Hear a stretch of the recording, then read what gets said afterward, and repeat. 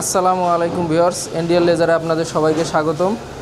আজকে আমি আপনাদের সামনে একটা জিনিস নিয়ে হাজির হয়েছি, সেটা হলো স্প্রে করার লেজার কাটিং, প্লাস্টিকের উপরে লেজার কাটিং। এটা স্প্রে করার জন্য, এটা যেমন আপনি যে কোনো দেওয়ালে এইভাবে ধইরা উপরে দিয়ে স্প্রে করলে নাম্বারটার ভিতরে খালি রং উঠা যাব, আর বাকি কোনো জায়গায় রং উঠবে না। তো এইটা হলো আমরা এখানে এখানে এই যে ডিজাইনটা করছি,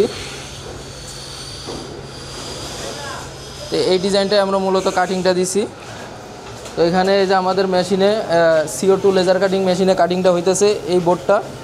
এটা হলো 1 mm প্লাস্টিকের একটা বোর্ড।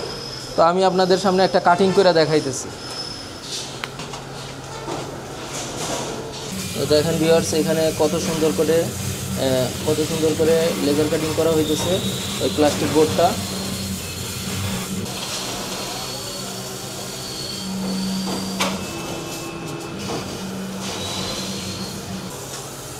তো ভিউয়ার্স দেখেন, আমাদের মালটা কাটিং হয়ে গেছে।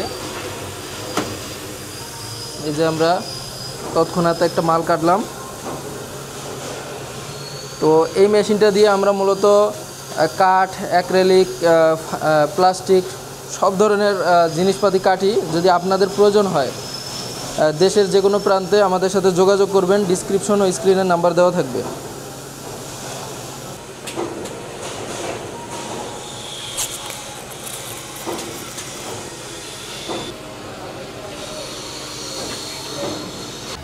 তো ভিউয়ার্স দেখেন কত সুন্দর ক্লিয়ার প্লাস্টিকের বিটে। এই প্লাস্টিকটা কিন্তু ভাঙবে না, মস্কায় যাবো কিন্তু ভাঙবো না। এটা হলো দেওয়ালে প্রিন্ট করার জন্য বানানো হয়েছে। এটা হলো জাস্ট দেওয়ালের বিটে এভাবে ধইরা উপরে স্প্রে করে দেওয়া হবে, তারপরে মায়ের দোয়া লেখাটা নিচে বসে যাবে।